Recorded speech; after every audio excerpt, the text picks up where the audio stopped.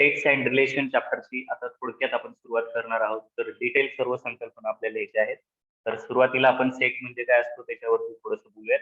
जसं की इथे तुम्हाला दिलेलंच आहे बुकमध्ये, सर्व गोष्टी इथे देण्यात आलेल्या आहेत, लक्षात घ्या. याला आपण पुढे घेऊन जाणार आहोत. सुरुवातीला चॅप्टर मध्ये काय सांगितलंय की रिप्रेझेंटेशन ऑफ सेट्स.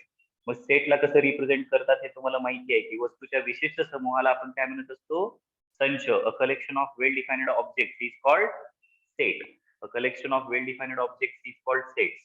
त्यानंतर इंटरवल काय प्रकार असतो, इंटरवल म्हणजे तुकडा. तुम्हाला माहिती आहे की मूवी मध्ये एखादा इंटरवल असतो छोटासा, तसंच पूर्ण मोठ्या सेटचा जर आपण तुकडा तयार केला तर तो त्याचा इंटरवल होतो.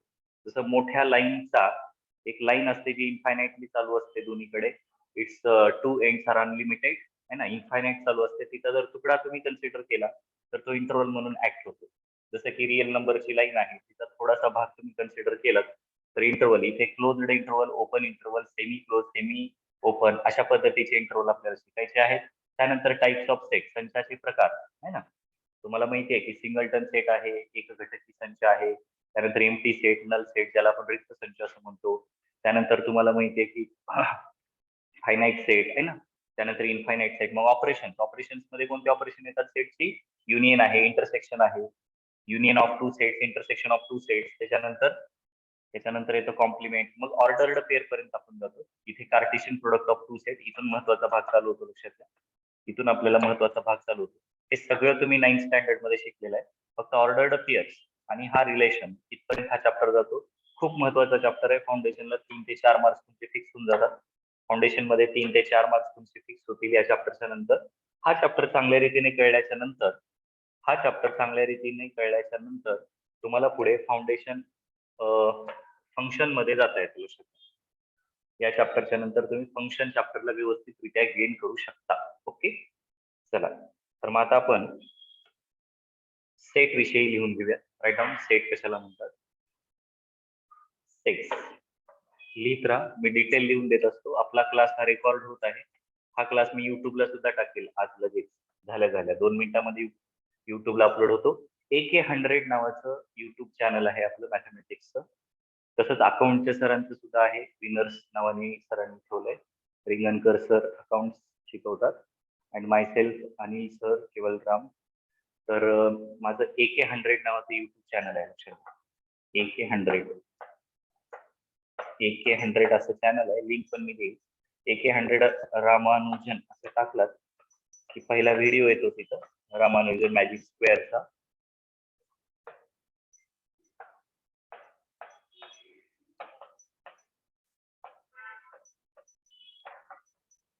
रामानुजन मॅजिक स्क्वेअरचा व्हिडिओ येतो, याला तुम्ही निश्चित सबस्क्राईब करून टाका. यावरती सगळे व्हिडिओ तुमचे पडत राहतील. ओके, चला. हेडिंग टाका सेट्स. सेट्स कशाला म्हणतो ते आता लिहायचं. संच म्हणजे काय असतो? Write out definition. A collection of well-defined objects is called sets.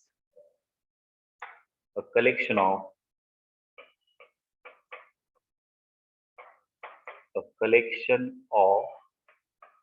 well-defined objects.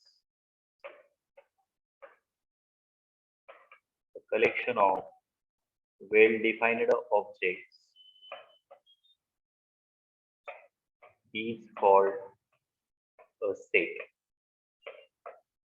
वस्तूच्या विशिष्ट समूहाला आपण संच असं म्हणत असतो. A collection of well-defined objects is called a set.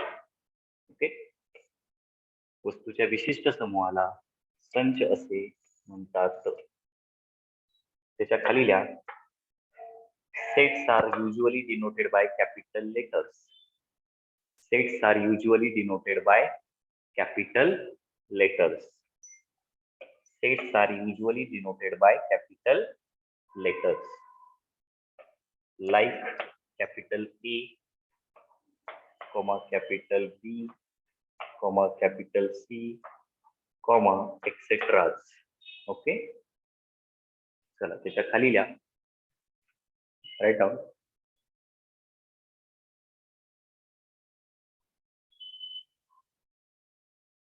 बघा, जर एखादा एलिमेंट हा त्या सेट मध्ये असेल तर आपण त्याला कशा रीतीने लिहितो, तर ए बिलॉंग्स टू, है ना, ए बिलॉंग्स टू कॅपिटल ए. जे काही ऑब्जेक्ट, जे काही नंबर सेट मध्ये असतात त्याला आपण त्या सेटचे काय म्हणत असतो, एलिमेंट्स असं म्हणत असतो, है ना, members or elements. So write down तिथे लिहा एलिमेंट्स और members of set. Second heading टाका एलिमेंट्स और मेंबर्स ऑफ सेट्स. एलिमेंट्स और मेंबर्स ऑफ सेट्स. एलिमेंट्स और members of sets.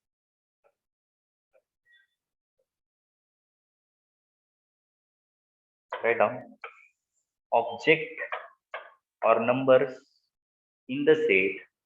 Objects or numbers in the set. Objects or numbers in the set is so are elements of that set. Are elements of that set. Are elements of that set. Are elements of that set. त्याच्या खाली लिहा elements are denoted by small letters. Elements are denoted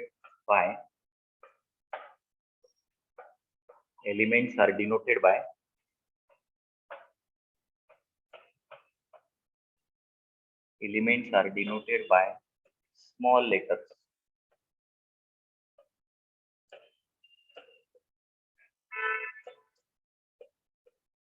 Elements are denoted by small letters.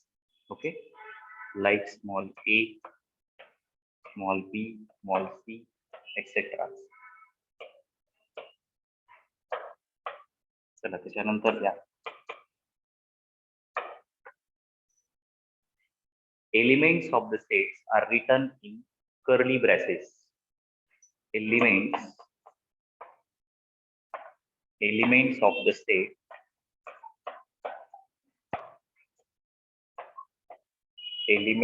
set are written in curly braces.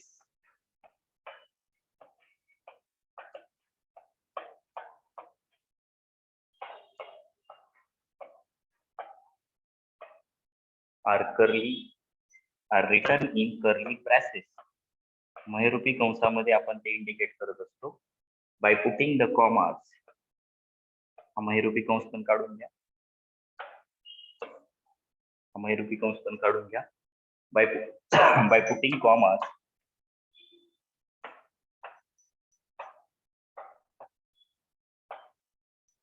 By putting commas in each element without repetition.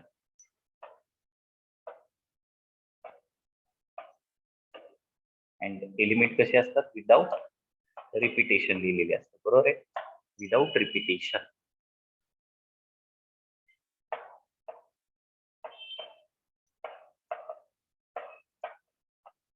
Without repetition.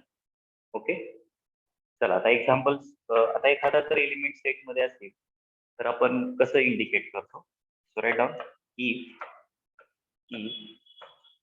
Small a is an element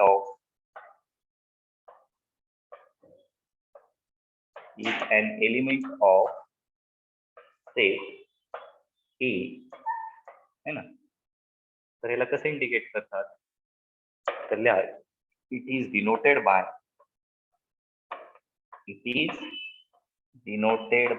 कसं indicate करतात सांगा. it is denoted by A belongs to capital ए. अशा रीतीने indicate केलं जातं. ए belongs to capital ए. ठीक आहे, ए belongs to capital ए. लक्षात येत आहे. आणि जर काही एलिमेंट तो नसेल हा जर का ए एलिमेंट नसेल, हा आहे एलिमेंट, समजा तो एलिमेंट नसेल तर मग कसं लिहितात, आणि मग लिहा खाली if it is not an element of set A, if it is not an element, if it is not an element of the set A,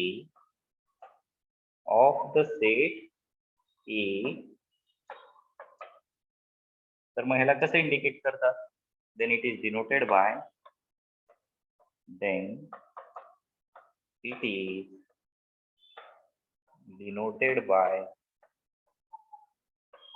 आपण याला A does not belong to capital E असे denote करतो, बरोबर आहे. A does not belong to capital E. A does not belong to capital E. हे तुम्हाला माहिती आहे, बेसिक आहे सगळं हे, आहे ना. काय काय म्हणलं आपण, elements usually denoted by the small. बघा एलिमेंट हे स्मॉल लेटरने इंडिकेट झालेले असतात, जसं की इथं आपण इंडिकेट केलेलं आहे. त्यानंतर एलिमेंट्स जे असतात सेट्स मधले ते लिहिलेले कशामध्ये असतात, तर ब्रॅसेस मध्ये लिहिलेले असतात. कर्ली ब्रॅस ज्याला तुम्ही महिरूपी कंस महारूपी कंस असं म्हणता. त्यानंतर पुटिंग कॉमाज है ना, by putting commas in each element, हे कॉमा राहिले, by putting commas in each element, त्याला बाय पुटिंग कॉमाज, बरोबर आहे. कॉमा कॉमा कॉमा देऊन आपण लिहित असतो. By putting commas in each element without repetition, हे खूप महत्वाचं आहे. विदाउट रिपिटेशन आहे ना, विदाउट रिपिटेशन. कसल्याही पद्धतीचं रिपिटेशन सेट मध्ये आपण एलिमेंटचं करत नसतो, हे तुम्ही पूर्वी सुद्धा शिकलेलं आहे स्कूलमध्ये, आहे ना.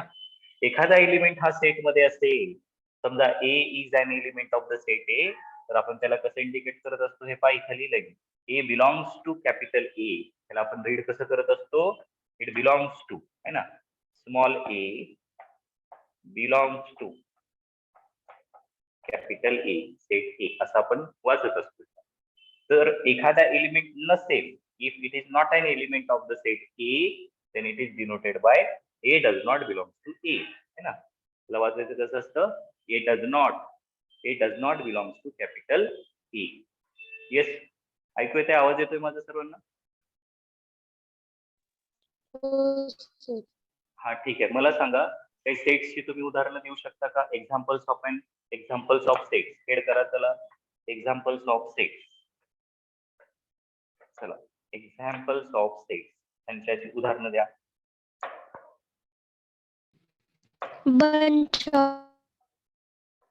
bunch of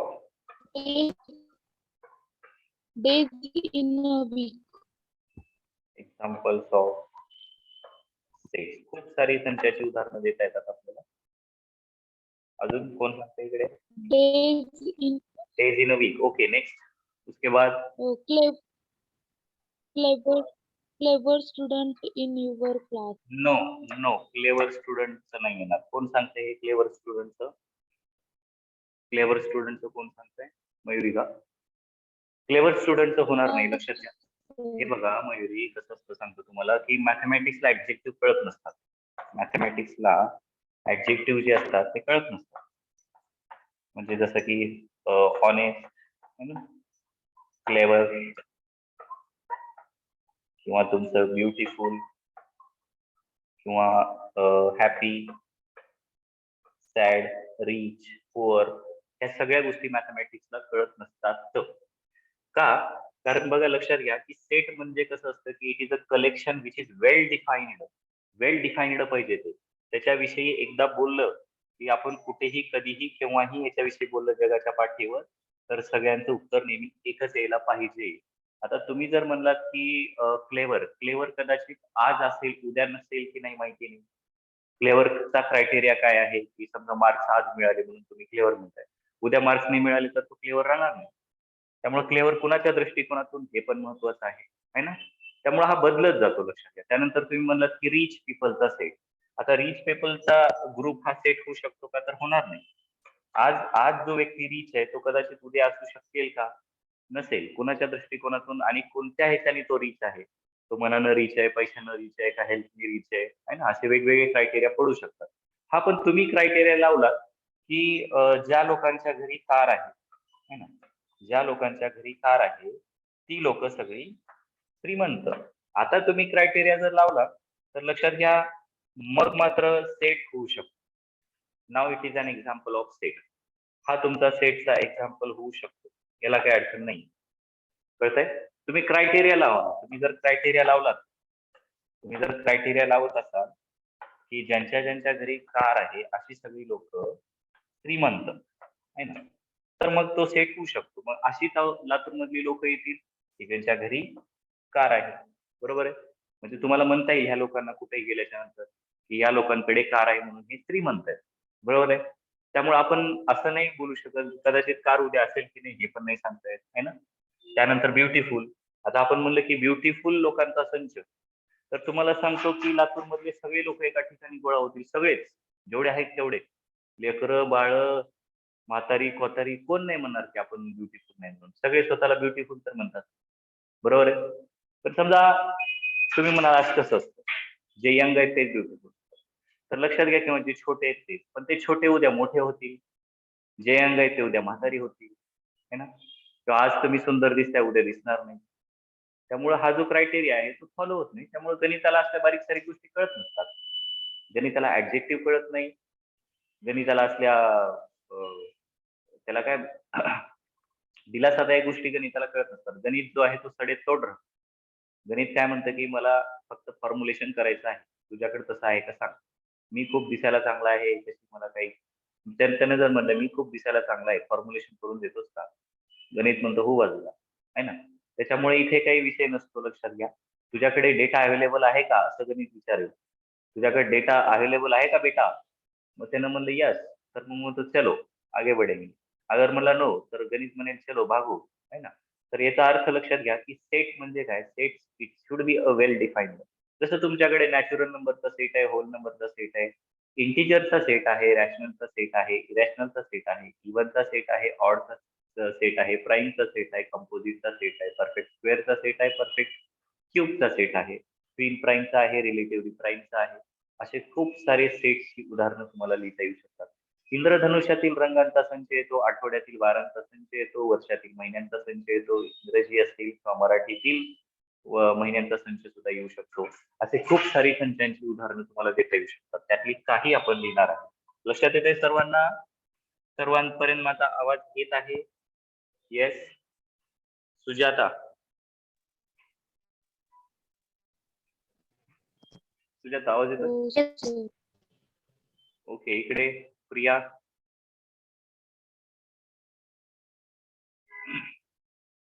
प्रिया आवाज येतोय तुला?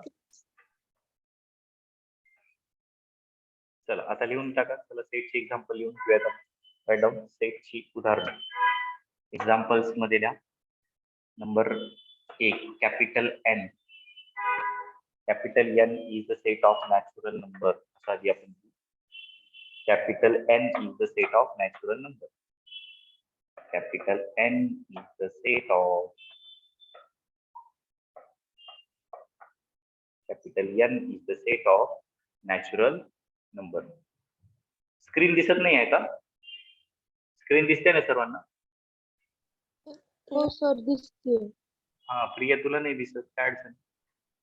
बघा तुमचं रेंज मध्ये बसा थोडं. Capital N is the set of natural numbers.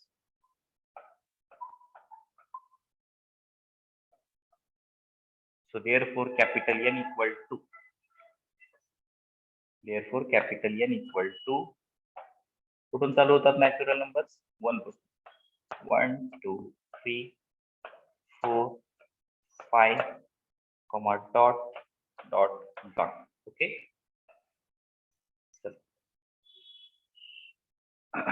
तुमचे थोडेसे हे चालू करा, व्हिडिओ चालू करा आणि मला तुमच्या ह्याच्यामध्ये कसं दिसतंय जरा दाखवा बरं. मोबाईल सर्वांनी मोबाईल्स मध्ये कसं दिसत आहे जरा दाखवा, म्हणजे लक्षात येईल.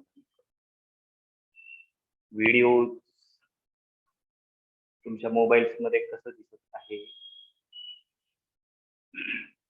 हा युट्यूबला पडतोय, लक्षात घ्या. व्हिडिओ हा रेकॉर्ड होत आहे. हा व्हिडिओ रेकॉर्ड होत आहे, त्यामुळे हा युट्यूबला पडेल लगेच. ज्यांना समजा काही ऐकू येत नसेल, स्क्रीनचा प्रॉब्लेम असेल, त्यांना काही अडचण नाहीये, परत ते आपल्या चॅनलला जाऊ शकतात आणि तिथून परत बघू शकतात. मी लिंक सेंड करेल तुम्हाला. Okay sir. सर दिसायला असेल. ओके, आता हे नॅचरल नंबरचा सेट आहे. नॅचरलच्या नंतर काय असतो? Whole number set. बरोबर आहे. खूप सारी आहेत सेटची उदाहरणं. त्यानंतर लिहा capital W is the set of whole number, is the set of whole number. Capital W is the set of whole numbers. Okay, so W equal to 0, 1, 2, 3, 4, 5, dot dot dot. असे खूप सारी उदाहरणं तुम्हाला लिहिता येऊ शकतात. नॅचरलचा सेट आहे, होलचा set आहे, इंटिजरचा सेट आहे ना. आपण शॉर्टली लिहायचं असेल तर लिहू शकतो. This is the set of W. W is the set of whole number. त्यानंतर आपण शॉर्टली लिहून टाकूया सगळी सेटची उदाहरणं. इंटिजरचा सेट आहे झेड, त्यानंतर रॅशनलचा सेट आहे क्यू, त्यानंतर इरॅशनलचा सेट आहे कॅपिटल आय, त्यानंतर रिअलचा सेट आहे, त्यानंतर कॉम्प्लेक्सचा सेट आहे. कॉम्प्लेक्स नंबर्स आहे ना. असे वेगवेगळे सेट्स तुम्हाला येऊ शकतात. हे पर्टिक्युलर नंबरचे सेट झाले. आता आपण अशी काही उदाहरणं लिहूयात जे जनरल लाईफ मध्ये, डेली लाईफ मध्ये तुम्हाला दिसतात. जसं लिहा नंबर 4, इंद्रधनुष्यातील रंगांचा संच लिहायचा आपल्याला. Capital let capital D is the set of colors in the rainbow. Is the set of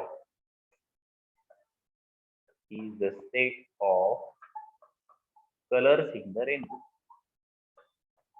Colors in the rainbow.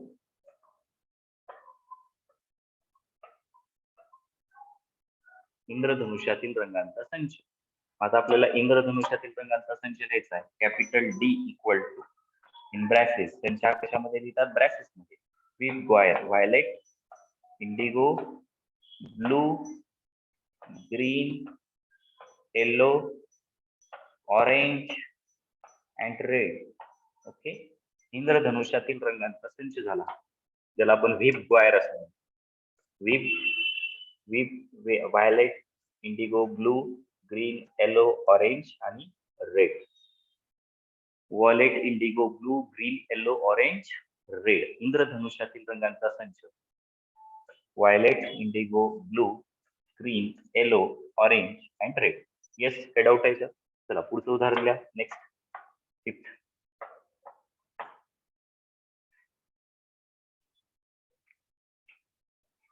The set of E is the set of days in a week.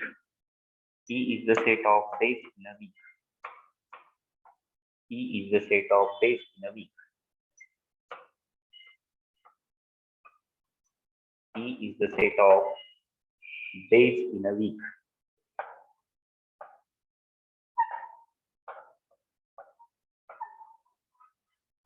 Okay, चला capital E equal to आठवड्यातील दिवसांचा, आठवड्यातील वारांचा संच. ठीक आहे. Days in a weak. Monday, Tuesday, Wednesday, Thursday, Friday, Saturday आणि Sunday. ठीक आहे. 7 दिवस इथे तुम्हाला दिसतील. Monday, Tuesday, Wednesday, Thursday, Friday, Saturday आणि संडे. Yes, any doubt? तर असं आहे, ते सेटची उदाहरणं आहेत. आता कितीही सेटची उदाहरणं आपल्याला लिहिता येतील, त्यामुळे आपल्याला इथं बसायचं नाही. हे सगळे बेसिक कॉन्सेप्ट झालेले आहेत ऑलरेडी स्कूलच्या सेक्शन मध्ये. चला आता आपण थोडंसं पुढे जाऊया. ओके, बघा, successful person in a city हा सेटचा हे सेटचं एक्झाम्पल असू शकतं का? Successful person in a city. Yes or no?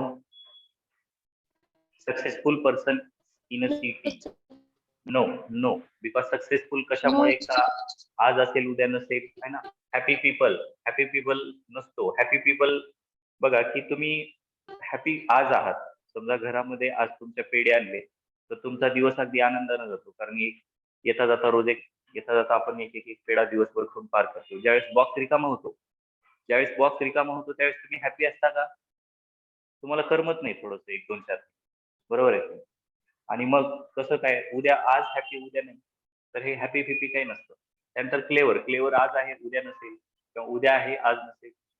आज कदाचित एक क्लेवर आहे व्यक्ती, उद्या तो नसू शकतो, पण आज नाहीये तो उद्या असू शकतो. बरोबर आहे. Days in a weak, days in a weak आहे का? आहे. डेज इन अ वीक आहे. फर्स्ट 5 नॅचरल नंबर्स आहे. First 5 natural numbers is a set of, is a set. Okay. चला, आता सेट लिहिण्याच्या किती पद्धती आहेत तुम्हाला माहिती आहे? संच लिहिण्याच्या किती पद्धती आहेत? 2 पद्धती आहेत. कोणत्या कोणत्या? पहिली आहे रोस्टर, दुसरी आहे set builder.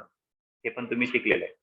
Listing method that is said to be roster form, आणि दुसरी मेथड आहे set builder form, that is a that is also said to be rule method. Okay. चला, आता पुढे हेडिंग टाका. रायटिंग मेथड्स ऑफ सेट्स, संच लिहिण्याच्या पद्धती. Writing methods of sets, writing methods of sets.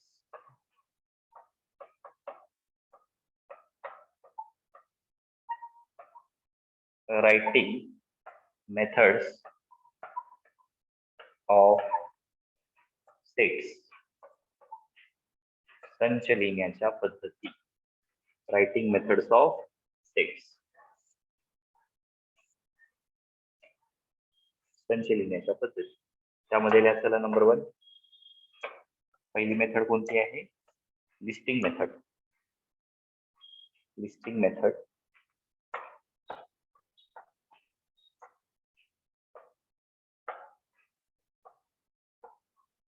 Listing मेथडलाच आपण काय म्हणत असतो?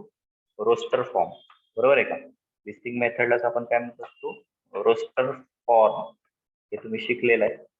रोस्टर फॉर्म असं म्हणतात. मेथड लिस्टिंग आहे, पण फॉर्म कोणता आहे? रोस्टर. फॉर्म कोणता आहे? रोस्टर फॉर्म आहे. Listing method, roster form. आणि दुसरी मेथडला नंबर 2. सेकंड आहे rule method.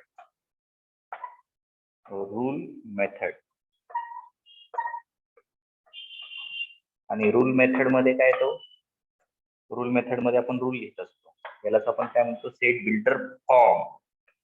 Set builder, set builder form.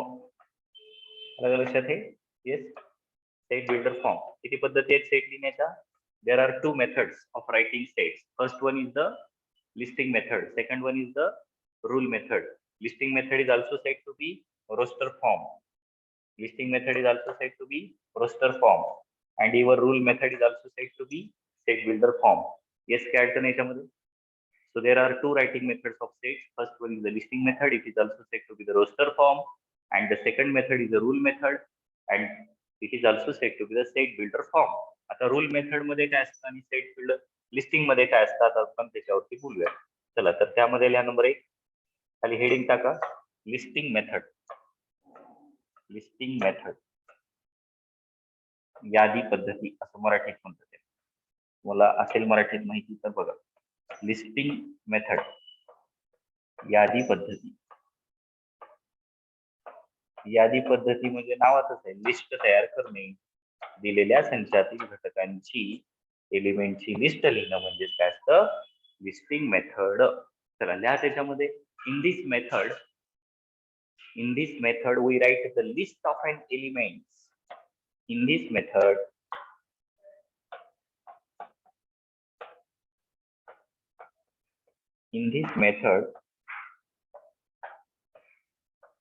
we write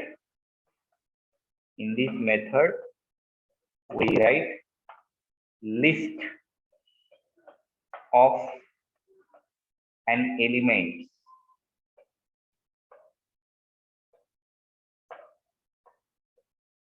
We write the list of an elements of the given set.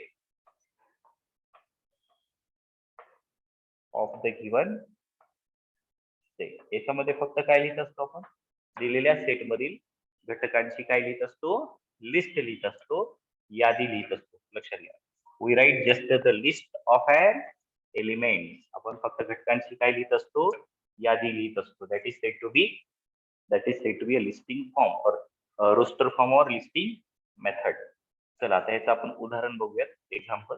Example Example number 1. Example number 1. Let समजा let capital E is the set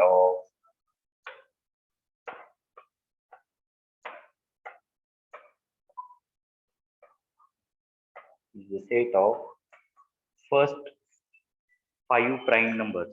Is the set of first 5 prime numbers. मूळ संख्यांचा पहिल्या 5 मूळ संख्यांचा संच तुम्हाला listing मध्ये लिहायचा आहे. मग खाली लिहा बाय लिस्टिंग मेथड.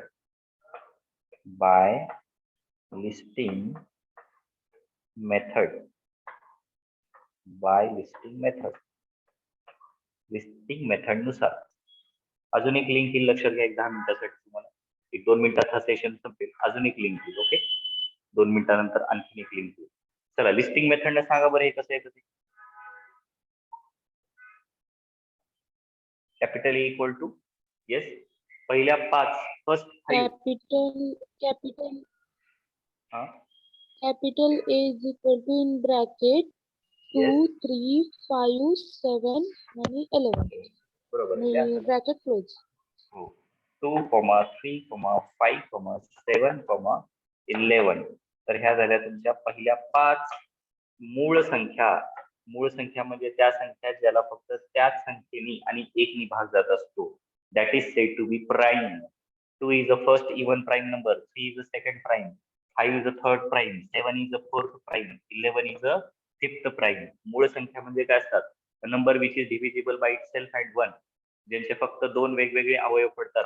ही संख्या आणि 1. जसं की बघा 13 ला तुम्ही कसं लिहू शकता? 13 into 1.